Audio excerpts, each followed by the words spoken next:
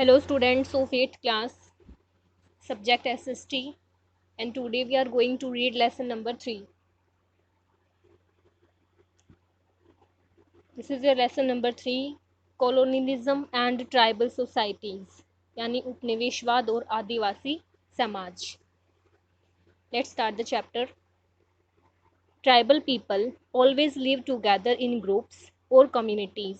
Their life was fully dependent on nature, but they are very careful in order to exploit the nature. As you have already studied over the last 2 years, India has a very few population of tribal people. These tribals are called Adivasis. They own land collectively. During the mid of the medieval period in India, tribal societies has begun to form their kingdoms, some of which become powerful, like the Gond kingdoms of Madhya Pradesh and Chhattisgarh. क्या बताया गया इस paragraph में कि जो आदिवासी लोग होते हैं वो हमेशा इकट्ठे समूह में रहते थे और वो एक समूह या फिर समुदाय में रहते थे. उनका जो जीवन होता था वो पूरी तरह से प्रकृति पर निर्भर होता था और वो इस चीज़ का बहुत ध्यान रखते थे कि भाई अपने यूज़ के लिए नेचर को, प्रकृति को एक्सप्लॉइट ज़्यादा ना करें. जैसा कि आप पहले भी पढ़ चुके हैं कि पिछले 2 वर्षों में जो ट्राइबल्स लोगों की जनसंख्या थी वो बहुत कम थी. ये जो ट्राइबल्स थे वो ही आदिवासी कहलाते थे. वे सामूहिक रूप से ज़मीन रखते थे.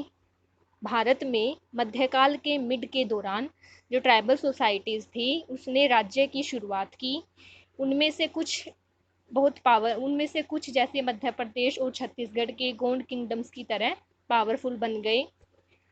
यद्यपि जो कुछ आदिवासी थे वो फार्मिंग और हर्डिंग की प्रैक्टिसिंग के लिए लगातार जंगलों की गहराई में रहने लगे. लेकिन जब तक आदिवासी अपने लोगों के प्रति अपनी निष्ठा प्रदर्शित करने के लिए उन्हें नाम मात्र की राशि देते थे और जो मुगल थे वे उन्हें मोटे तौर पर निकाल दिया करते थे वहाँ से. ठीक है. नेक्स्ट टॉपिक है हमारा ग्रोथ ऑफ कमर्शियल क्रॉप्स, यानी कि वाणिज्यिक फसलों का जो विकास है उसके बारे में पढ़ेंगे. Commercial crops such as indigo, tea and coffee were grown largely by foreigners to earn money. The foreigners owned these crops. They treated with workers as their slaves. The peasants were beaten with stick blunt when they refused to sow indigo. Finally, non-cultivation of indigo movement was spread to many districts of Bengal.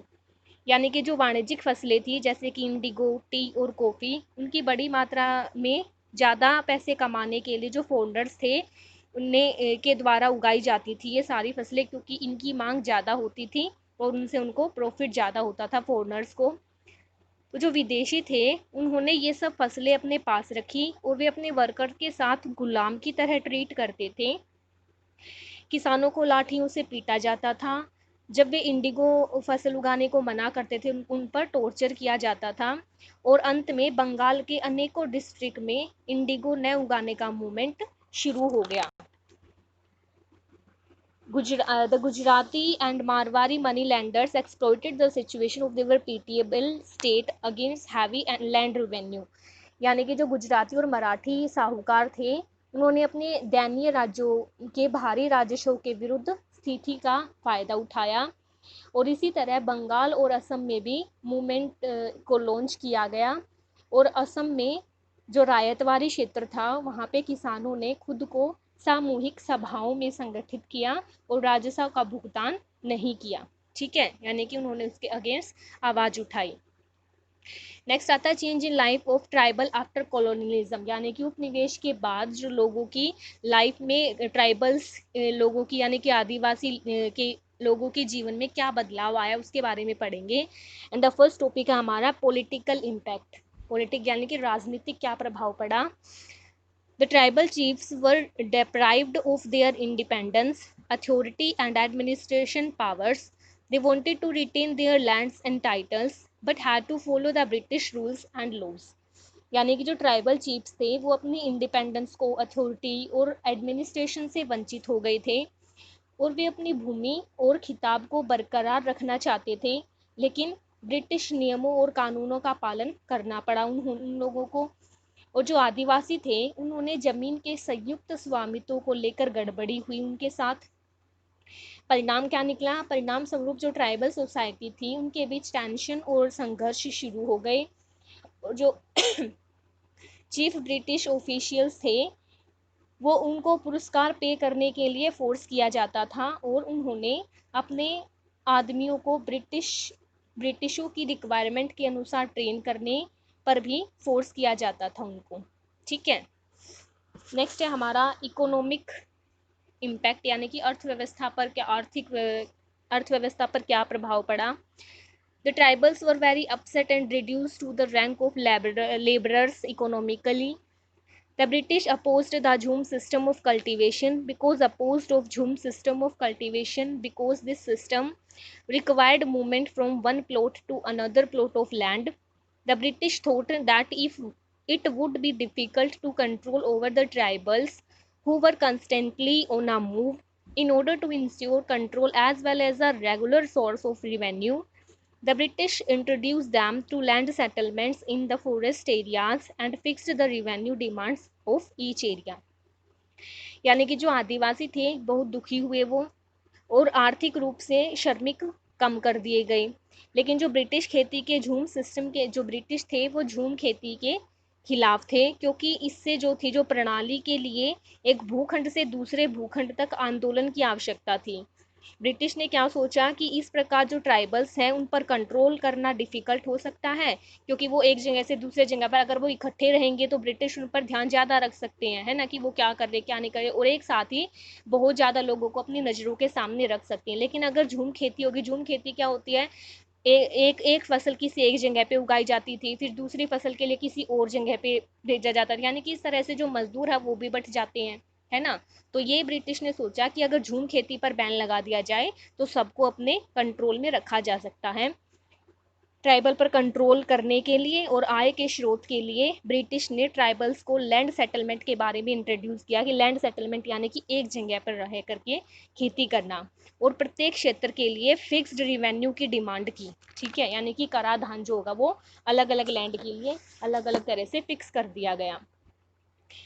लेकिन जो British थे यह समझने में योग्य नहीं हुए कि जंगलों में सेटलमेंट कल्टीवेशन पॉसिबल थी, क्योंकि वहाँ कम पानी के कारण ज़मीन सूख जाती थी, और परिणाम स्वरूप क्या हुआ, जो सेटलमेंट फ्लो थे वो कल्टीवेशन सफिशिएंट क्रॉप्स नहीं उगा सकी, क्योंकि एक जगह पर उस टाइम पे पानी की कमी थी और एक जगह पे एक फसल उगाने के बाद जो उपजाऊपन था ज़मीन का वो कम होता गया और पानी की कमी के कारण वो सूख गई। तो ट्राइबल्स ने इस पे क्या किया, ब्रिटिश के खिलाफ आवाज़ उठाई, और अगर ट्राइबल्स दूर दूर स्थानों पर मूव करेंगे तो ब्रिटिश के लिए सस्ते मजदूरों की कमी का स्रोत पूरा हो जाता। और परिणाम स्वरूप उन्होंने क्या किया, झूम कल्टीवेशन को जंगलों के कुछ क्षेत्रों में एलो कर दिया। ठीक है, आगे आता है तो उन्होंने कुछ एलो कर दिया। The small tracts of land by the cultivations did not full their family requirement. In the 19th century, tea plantation and coal mining gave a chance of new jobs for cultivators in Assam and Jharkhand respectively, but the condition of the laborers working there was not very good. Besides very low wages, the laborers were not allowed to get permission to go back to their homes. यानी कि 19वीं शताब्दी के में असम और झारखंड में किसानों की जो टीम प्लांटेशन और कोयला खानों में नौकरी को एक और मौका मिल गया उनको, लेकिन जो वहाँ के मजदूरों की काम करने की जो स्थिति थी वो अच्छी नहीं थी। बहुत कम वेतन में के अलावा उन्हें वापस अपने घर जाने की अनुमति नहीं थी। इसी कारण से उनको हर एक चीज़ के लिए दबाया जाता था। ठीक है, नेक्स्ट आता है हमारा सोशल इम्पैक्ट, यानी कि सामाजिक प्रभाव क्या पड़ा। Socially, the tribals were annoyed to break down of their joint family system because the laborers often had to go to far off places in search of job. Some tribals were designated by the English as chieftains, while the others were called laborers. The chieftains looked after the reserved land while the laborers provided them services. This led to the emergence of the classes within the tribal societies. तो क्या दिया गया इसमें कि सामाजिक तौर पर जो आदिवासियों ने अपने संयुक्त परिवार व्यवस्था को तोड़ने से नाराज कर दिया, क्योंकि मजदूरों को नौकरी की तलाश में दूर दूर स्थानों पर जाना पड़ता था, इसीलिए वो अपनी पूरी फैमिली को अपने साथ नहीं रख पाए और जो ज्वाइंट फैमिली का सिस्टम था वो टूट गया। कुछ ट्राइबल्स को अंग्रेजों द्वारा चीफटेन्स की उपाधि दी गई, तो कुछ बाकी जो थे वो मजदूर कहलाए। और जो चीफटेन्स थे यानी कि जो सरदार थे वो आरक्षित जमीन की देखभाल करते थे, और जबकि जो मजदूर थे वो उनकी सेवा करते थे। इससे आदिवासी समाज में क्लासेस बनने लगे कि जैसे कि जो भूमि की देखरेख करते थे वो सरदार यानी कि फर्स्ट क्लास के हो गए, जो उनकी सेवा करते थे मजदूर वो सेकंड क्लास के हो गए। जो ट्राइबल की कंडीशन थी वो कॉलोनियल रूल के कारण गिरने लगी। उपनिवेश रूल जो शुरू हुआ, अब उनके पास कोई दूसरा विकल्प नहीं था, और भारत में 70 से ज़्यादा रिवोल्ट जो थे वो 1778 और 1947 में शुरू हुए। ठीक है, तो देखो जो ये आपका ये पैराग्राफ दे रखा है, इसमें ये दे रखा है कि कौन से सन में कौन सा रिवोल्ट शुरू हुआ। ठीक है, तो आप इसको अच्छे से रीड करेंगे। And our next topic is revolt of tribal in north east. North east में रिवोल्ट के बारे में पढ़ेंगे हम, ट्राइबल्स के रिवोल्ट के बारे में। In the northeastern region, the Khasis revolt, the first tribal revolt, was occurred. The Khasis were efficient tribal. They captured the hilly region between Jaintia Hills in the east and the Garo Hills in the west. They were as strong as the British troops present in their neighboring territories. The Khasi chief named Tirut Singh नोग खिलाओ, ये क्या थे, ये नाम थे उनके जो troops थी उनके चीफ के। The Khasi chief named Tirot Singh Nongkhlaw wanted to drive away the lowland strangers from his land. क्या बताया गया इसमें कि जो नॉर्थ ईस्टर्न के क्षेत्रों में खासिस रिवोल्ट सबसे पहला रिवोल्ट ओक्यूड हुआ था, और जो खासिस थे वो कौन से थे, कुशल जनजाति थी। उन्होंने ईस्ट में जेंतिया हिल्स और वेस्ट में गारो हिल्स के बीच क्षेत्रों को कैप्चर किया, यानी कि अपने कंट्रोल में लिया।